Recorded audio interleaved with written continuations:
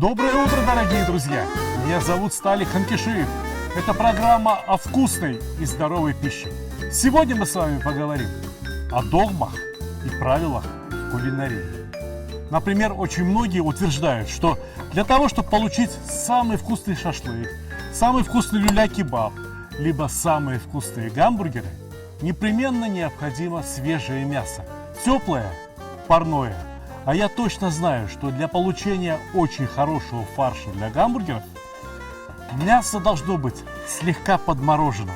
Не так, чтобы оно замерзло, но так, чтобы оно еще хрустело в мясорубке. Кстати говоря, металлическая часть, через которую будет проходить мясо, была и вовсе заморожена в морозилке. Впрочем, что я вам рассказываю? Лучше показать. Котлета для гамбургера – это прежде всего говядина. Некоторые повара считают, что на фарш можно перемолоть любое мясо. Жилами, пленками, мол, все равно никто не заметит. Но пленки и жилы размягчаются только после продолжительного приготовления в присутствии влаги. А котлеты жарятся минут 10-12. За это время резиноподобные пленки так и останутся как бы мелкими кусочками резины. Поэтому на фарш берем только идеально чистое, отфилированное мясо. Нарезаем мясо небольшими кубиками, такими, чтобы они и просолиться, и проперчиться успели, и очень быстро подморозились. Да, я не оговорился. Традиционно на кухне самыми главными устройствами считаются те, которые нагревают продукты, для того, чтобы подготовить их к пищеварению, сделать более удобными для поедания. А сегодня мы с вами используем холод ровно в тех же самых целях. Мясо мы подморозим лишь слегка, примерно до минус 2 градусов, чтобы внутри оно еще, может быть, оставалось мягким, а снаружи уже хрустело.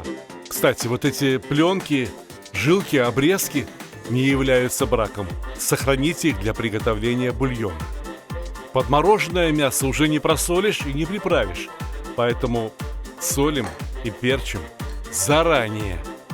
Но помимо мяса в холодильник необходимо отправить еще и мясорубку.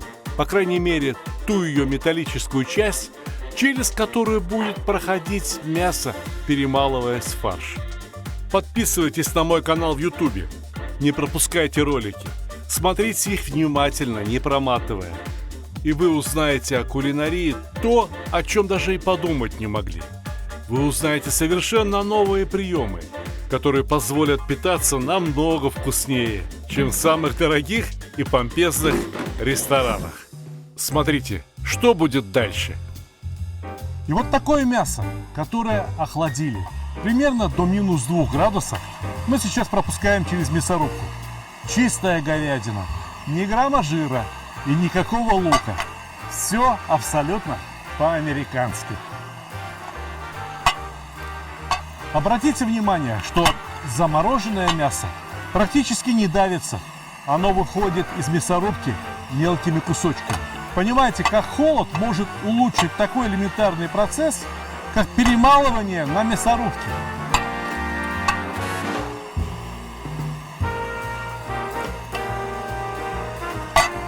Мясорубку в сторонку и очень быстро формируем котлеты. И что теперь? Скорее, тепленькими дедушкиными руками лепить котлетки? Нет, не для того мы остужали фарш. Вовсе не для того. Посмотрите, что я сейчас буду делать. Вот это кольца, которые в ресторанах применяют для того, чтобы сформировать салаты.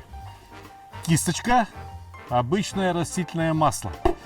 Мы смазываем маслом кольцо изнутри. Мы смазываем и поддон, где будут формироваться котлеты.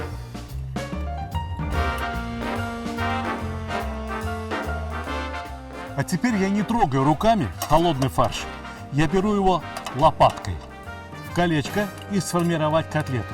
Но ни в коем случае не трамбовать.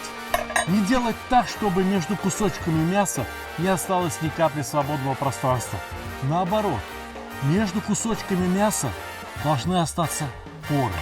Именно туда будет собираться как минимум половина мясного сока. Когда мы формируем котлеты и выбиваем весь воздух, куда выходить мясному соку, Мясной сок неизбежно образуется, как только мясо начнет нагреваться. Разумеется, сок выйдет наружу. А в нашем случае, как минимум половина мясного сока соберется в этих пазухах, в этих порах. Понимаете, фарш у нас сейчас имеет структуру примерно такую же, как хлеб. Он пористый. Еще раз смазываем маслом кольца. Фарш ни в коем случае не должен прилипнуть ни к кольцам, ни к поддону. Очень часто на вкус изделий из фарша негативно влияют бактерии, которые попадают во время работы с фаршем. Здесь этот фактор минимизирован. Мало того, что я не трогаю фарш руками, так ведь еще и мясо холодное. Бактериям неудобно работать в таком фарше. Тепло, слава богу. Чтобы котлеты не нагрелись и не поплыли раньше времени, уберем их в холодильник. И вот теперь кажется, что я нарушил все правила приготовления люля-кебаба. Но эти правила опровергают, доказывают, что это не правила, а догмы повара из города Диждуван Бухарской области. Там люля-кебаб готовят совершенно не так, как учил вас я. Итак, замороженное накануне мясо мы сейчас разрезаем, разрубаем на куски. На такие куски, чтобы их можно было пропустить через мясорубку. Да, фарш, не просто фарш, а замороженный фарш. Еще раз через мясорубку. Только фарш для диждуванского кебаба особый. Я раскрою вам все секреты. Смотрите внимательно. Сразу же послабление. Не надо разбирать пленки, жилки, жир. Взяли мясо без костей. Вот и хорошо. А нарезаем кусочками, как на обыкновенный шашлык. Примерно такого же размера. Чтобы они успели промариноваться. Кто жил или бывал в Узбекистане, знает, что кусочки мяса на шашлык там нарезают грамм по 15-20, не больше. Но шашлык, тем не менее, получается удивительно вкусным и сочным. Все точно так же, как в обычный шашлык. Порезали мясо, а теперь нарезаем кубиками курдюк. Если у вас нет курдюка, берите любое другое сало. На килограмм мяса 300-400 грамм сала и грамм 300-400 лука. Лук нарезаем полукольцами среднего размера. Примерно так же, как если бы вы резали лук для того, чтобы замариновать шашлык. Вы же помните, я же вам показывал, что именно лук необходимо посолить для того, чтобы из него можно было легче отжать сок. Крупинки соли как бы травмируют лук, вот сок и бежит. Этот сок подмаринует мясо, сделает его вкуснее. Те, кто пытались приготовить люля-кебаб по разным рецептам, знают, что многие повара отжимают этот сок, оставляют только луковый жмых и с луковым жмыхом готовят люля-кебаб. Разумеется, это ошибка тех, кто не понимает, что такое настоящий люля-кебаб. Приправлять мясо можете на свой вкус, но я беру черный перец, немного зиры и чуть побольше кориандра. Это устоявшееся в нашей семье сочетание. Можете попробовать по-нашему, а можете подобрать свой букет специй, подходящий именно для вашей семьи. Теперь фарш необходимо оставить примерно на час в теплом месте, для того, чтобы он подмариновался. Через час доставайте мясорубку, и вот лайфхак. Не надо пачкать еще одну посуду.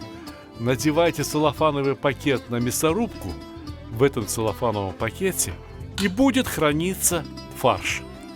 Знаете, лучше разложить фарш по нескольким пакетикам, чтобы в одном пакетике лежало фарша на 3-4 шампура. То есть примерно 300-400 граммов. Кроме того, небольшой пакетик намного скорее замерзнет. Поэтому фарш лучше хранить не комком, не кубиком, а небольшими компактными пластинами.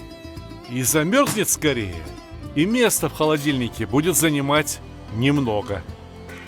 А кроме того, ну посмотрите, как удобно. Допустим, пришли гости. И вы понимаете, сколько шампуров люля-кебаба вам необходимо приготовить. Столько пакетиков фарша достали, и люля-кебаб сочный, ароматный, уже через 15 минут на вашем столе. Но пока что этот фарш необходимо заморозить как можно надежнее. Давайте подумаем, что произошло с мясом в морозильнике. Кто-нибудь забывал бутылку в морозилке? Знаете, да, что стеклянная бутылка в морозилке лопается. Мясо состоит из клеток. Клетки заполнены преимущественно жидкостью. При температуре минус 4 градуса кристаллическая решетка льда меняется. Лед расширяется, поэтому лопается бутылка. Поэтому, скорее всего, лопнули все клетки, из которых состояло мясо. Лопнули, нарушилась мясная структура. Мы как бы испортили мясо. Я никогда не был в городе Гиждуван, но я хорошо знаю об этом городе по Ташкенту. В Ташкенте, куда ни поедешь, там написано «Гиждуванская самса», «Гиждуванский кебаб». Я пробовал этот кебаб, и мне он очень понравился. Он необычный, он очень вкусный, он очень сочный. Я долго искал, в чем же состоит секрет гиждуванского кебаба. Поначалу я подумал, что вот те, кто использует замороженный фарш, это они просто так халтурят. А оказывается, в этом вся фишка. В этом состоит принципиально новое использование другого диапазона температур. Обычно, когда мы готовим, мы нагреваем продукты. Но все знают, что не приготовить, например, холодец, не приготовить мороженое без холодильника. Так вот, именно в Гиждуване, неподалеку от древней Бухары, научились использовать на благо не только нагрев, но и холод, но и мороз. Появились морозильники. Следите за моими действиями. Не годится, чтобы кулинарные знания, гениальные изобретения хранились где-то только в одном маленьком городке. Я считаю, что все хорошие люди достойны того, чтобы кушать вкусный гиждуванский кебаб.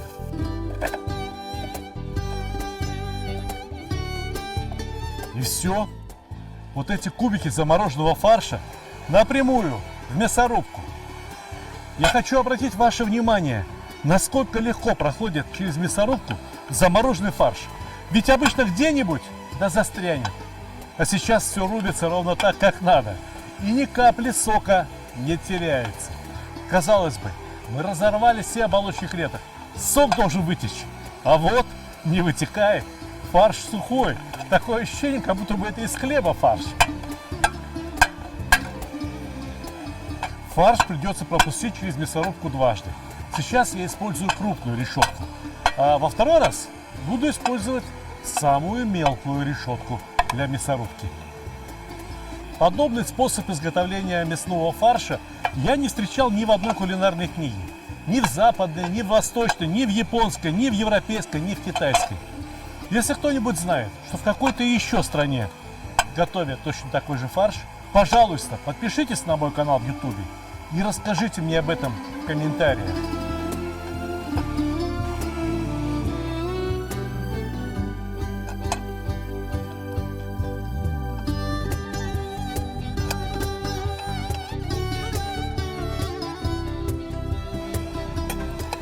И пропускаем фарш еще раз. Я стараюсь трогать фарш руками как можно меньше. Знаете, я смотрю вот на этот мясной лахман, который вытекает из мясорубки. И у меня в голове начинают крутиться какие-то идеи. Что-то очень интересное можно сделать с таким фаршем. А с чего все началось? А все началось с того, что в Гиждуване нарушили правила приготовления люля-кебаба. Но нарушили интуитивно, где-то шестым чувством, понимая законы физики, законы биологии, что происходит с мясом во время замораживания. А возможно, эта находка была обнаружена в результате какого-то счастливого случая. Вот я так и представляю себе, что кафе уже закрыто, приезжает какой-нибудь начальник, говорит: а ну-ка подайте мне люля-кебаб, а фарш заморожен. И что делать бедным поварам? Бедные худенькие поварята бегом-бегом начинают перемалывать этот фарш, чтобы согреть его на мясорубке еще раз. А в результате получается замечательный гиждуванский люля-кебаб. Вот что значит покладистость узбекского народа и умение вовремя сказать слово «хоп». «Хоп». Знаете, что означает это слово?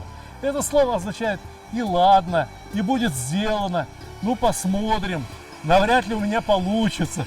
Это слово, пожалуй, что самое многозначное из всех мне известных. Но по этому слову, как только кто-нибудь в речи говорит «хоп», неважно, кто это человек по национальности, я понимаю, передо мной земляк.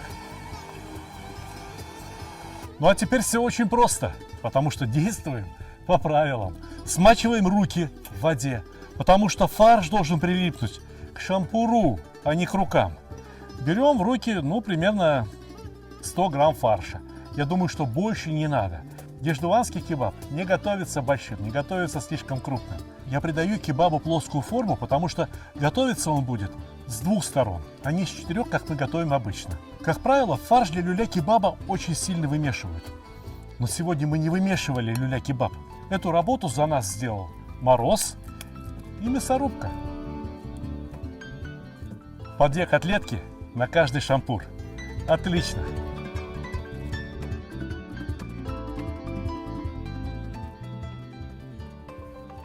Сначала расправить котлету на шампуре, а затем придать пальцами плоскую форму.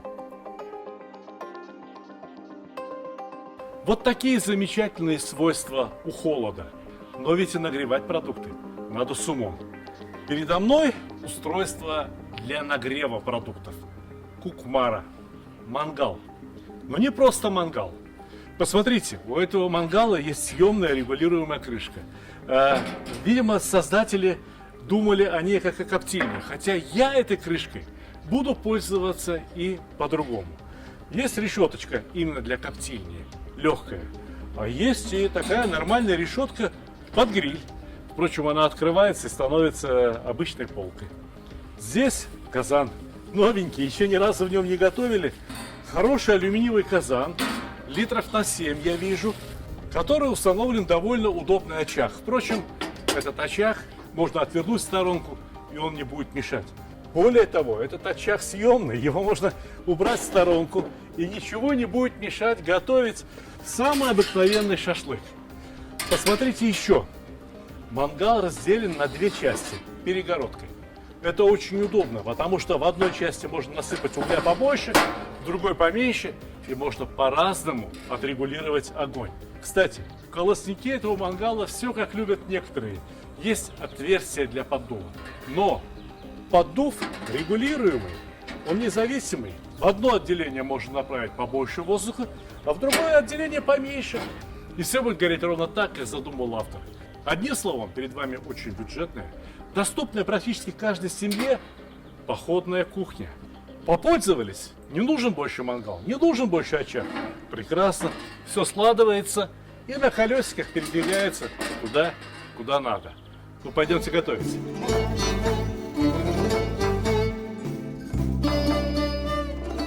Итак, 2 ячейки у мангала. По сути дела, 2 мангала передо мной. Поэтому в одном мангале я сделаю огня побольше, а в другом немного поменьше. Разровняем угли по пространству, но сегодня я не разбиваю уголь на более мелкий. Пусть уголь остается крупным. Я чувствую, что этого жара более чем достаточно. Начинаем именно с сильного жара. Переворачиваем каждые 15-20 секунд. Даже не надо ждать, когда мясо зашкварчит. Вот немного пошел дымок, вот чуть-чуть мясо изменило свой цвет. Все, переворачиваем. Мясо должно прогреться равномерно и очень быстро. Необходимо, чтобы белок внутри мяса схватился, свернулся, точно так же, как сворачивается куриный белок. Из жидкого становится твердым. Для того, чтобы фарш не протек вниз в уголь. Я уже говорил, для чего мангальщику необходимо опахало. Вовсе не для того, чтобы дым отгонять, для того, чтобы кислород к углям подгонять, для того, чтобы угли жарили сильнее. Опахало в руках мангальщика – это педаль акселератора.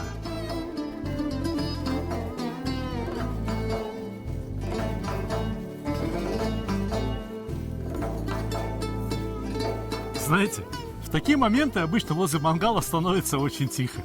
Нечего сказать. так все красиво, так вкусно пахнет. Ох ты, посмотрите, как он хорошо зарумянился. Вперед всех пошел.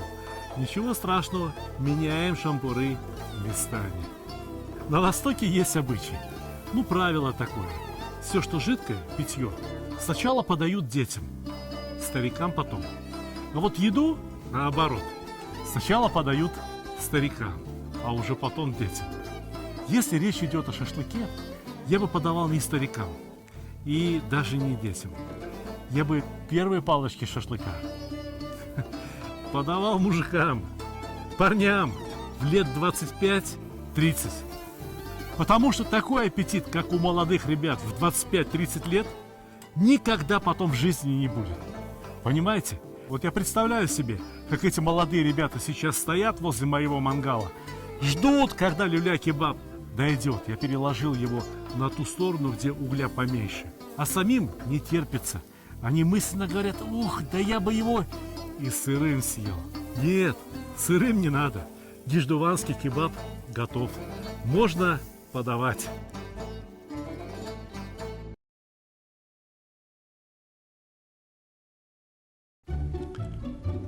Самый лучший подарок – тот, который приносит радость и удовольствие. Особенно если речь идет о мужских удовольствиях.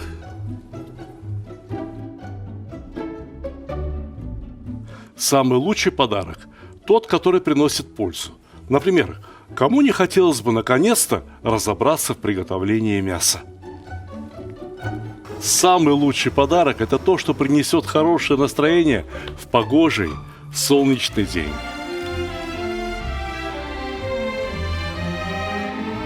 Самый лучший подарок – тот, что способен научить чему-то полезному и вкусному. Ведь казан на кухне, как рояль в оркестре. Самый лучший подарок – это расширение кругозора. А вы думали, что плов – это блюдо с единственным верным рецептом? А не пора ли покорить все вершины великого блюда?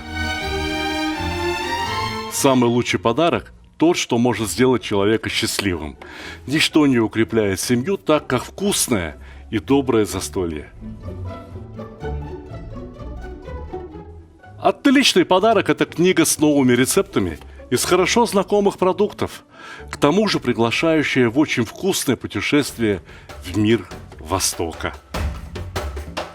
Самый лучший подарок, когда все самые любимые и популярные рецепты собраны в одном месте, где текст превращается в видео, а картинки оживают. Полюбуйтесь, какой красавчик. Самый лучший, самый ценный подарок – это дружба между братскими народами. Теперь вы совершенно точно можете сказать, что с татарами вы уже давно пуд соли съели. Моя самая новая и самая любимая книга рассказывает о земле и раскрывает всю душу татар. Эти книги теперь можно купить любым удобным для вас способом. С автографом в моем личном интернет-магазине, либо с быстрой доставкой через Озон, либо с большими скидками и кэшбэком в мегамаркете. Ссылки в описании к ролику, а также в верхнем комментарии. Ну а теперь самое время пожарить котлеты. Гриль. Гриль довольно серьезный, керамический, американский, очень дорогой. Но я вам точно говорю, если соблюдать все правила, если понимать, как работает мясо, как греет уголь, то неважно, какой у вас гриль. Дорогой, дешевый, или вы готовите на 4 кирпичах, все накрывая тазиком. Получится все точно так же, если голова работает. Смотрите внимательно. Уголь разогрелся как следует. Опускаем решетку. Решетка до этого у меня не нагревалась. Я ее только сейчас поставил. Потому что очень многие перегреют решетку, и она оставляет прямо черные, некрасивые полосы. Но жарить я начну не с мяса. Я начну с хлеба. Разрезаем хлеб, готовим хлеб под бургеры, под люльбургеры. Вот булочки у меня сегодня мелковаты. Меньше размером, чем котлеты. Ну что поделать, ничего. Хлеба будет меньше, а мяса будет больше. Кто же откажется? Теперь один секрет. Чтобы гамбургер, чтобы люльбургер получился вкуснее, я сначала присаливаю хлеб, а затем я на этот хлеб посыпаю немного сахарной пудры. Да, сахарная пудра и хлеб зарумянит и сделает бутерброд гораздо вкуснее. Тихо, никому не говорите. Это нарушение не правил, а догм. Открываю котел и раскладываю хлеб разрезом вниз на решетку.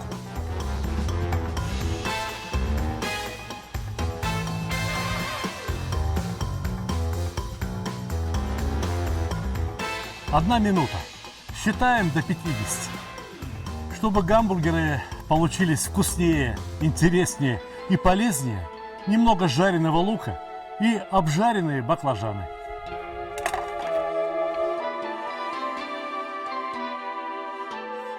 Минутка прошла. Замечательно. Вынимаю хлеб. Опа. Румяненький, горячий и хрустящий. Хрустящий не только снаружи, но и изнутри. Прежде чем раскладывать по решетке котлеты, я должен смазать ее. Смазать жиром. Вот да, с той самой говядины. Довольно много жира осталось. Вот им и смажем. Раскладываем котлеты.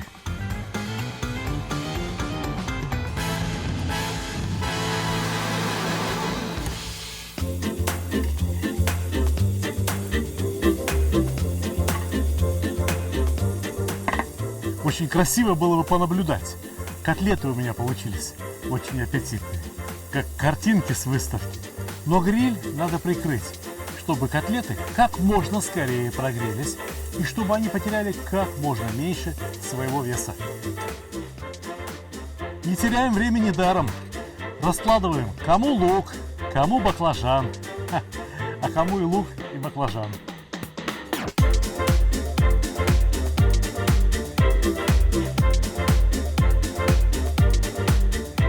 Ого, какой дым пошел. Заглянем? Супер. Отлично. Приподнимем котлетку, еще мягкая внутри, но тем не менее попытаемся перевернуть. Опа. Вообще бургер, разумеется, это котлета. Булочка и все остальное только форма подачи.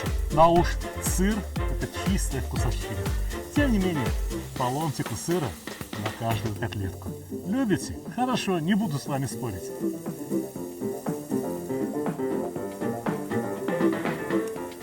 И еще раз прикрываем котлеты. Любите с сыром? Ну что мне с вами, с молодым поколением, спорить? Я этот гамбургер в первый раз поел в 29 лет. 4 часа на Пушкинской площади стоял в очереди.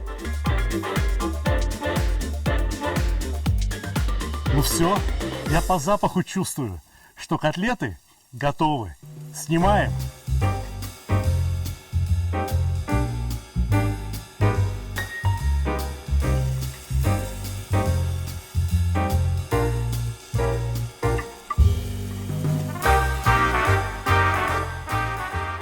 Сверху каждой котлеты по ломтику печеного перца.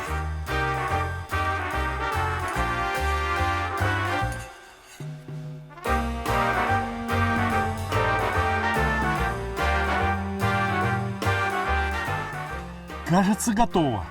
И выглядит это, дорогие друзья, замечательно. Настолько замечательно, что мне порой бывает обидно за наш восточный люля-кебаб. А уж такой люля-кебаб, как у меня сегодня получился, настоящий иждуанский кебаб.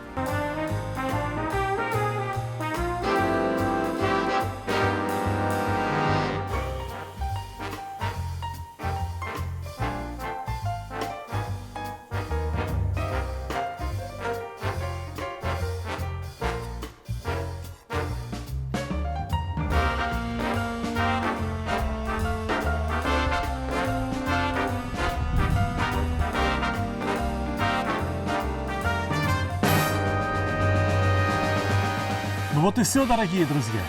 Прекрасный летний дачный обед готов. А сегодня мне осталось только пожелать вам приятного аппетита!